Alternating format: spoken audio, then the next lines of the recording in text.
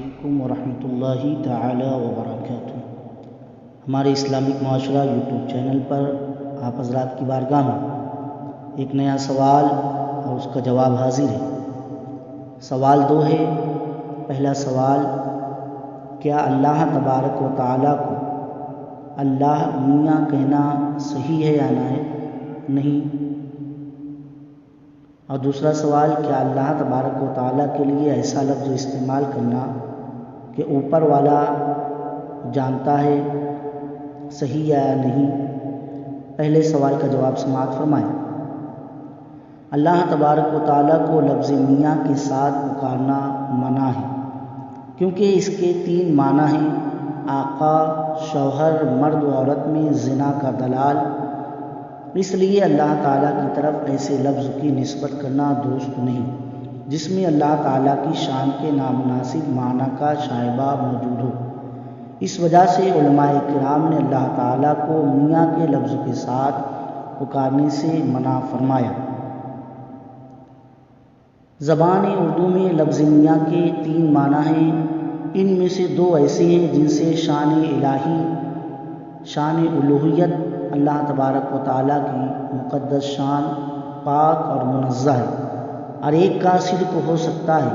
تو جب 2 لفظ خبیث معنوں میں اور ایک اچھے معنی میں مشترک ٹھہرا اور شرع میں وارد نہیں تو ذات باری تبارک و تعالیٰ پر اس کا اطلاق ممنوع ہوگا۔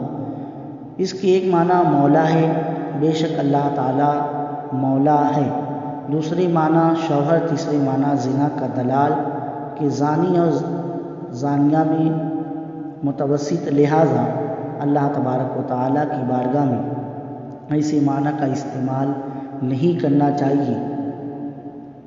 اور دوسرا سوال یہ ہے کہ اللہ تبارک و تعالیٰ کو اوپر والا جانے کہنا کیسا ہے؟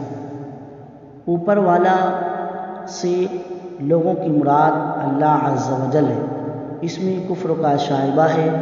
اوپر والا کہنے کے مطلب یہ ہوتا ہے تو اوپر رہتا ہے، اور اس میں اللہ تعالیٰ کے لیے مکان کا اثبات ہے، اور اللہ عز و جل کے لیے مکان ثابت کرنا کفر۔ نیز اس کا بھی شائبہ ہے کہ اوپر والا ہے، نیچے والا نہیں۔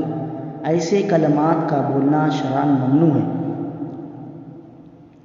حدیقہ میں ہے کہ اگر کسی نے اس طرح کا قول کیا تو وہ کافر ہو جائے گا، اس لیے کہ اس نے اللہ تعالیٰ کے لیے مکان ثابت کیا، اگرچہ صحیح یہی ہے کہ کافر نہ ہوگا، جیسا کہ امام اہل سنت نے امام احمد رضا نے اس کے حاشیے میں تحریر فرمایا۔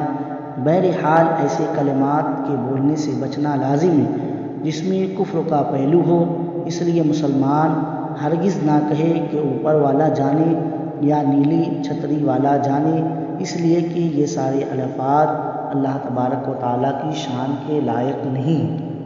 خدا تعالیٰ کی ذات کے لیے اوپر والا بولنا کفر ہے، اس لیے کہ اس لفظ سے اللہ تعالیٰ کے لیے جہت کا ثبوت ہوتا ہے، اور اللہ تبارک و تعالیٰ جہت سے پاک اور صاف ہے۔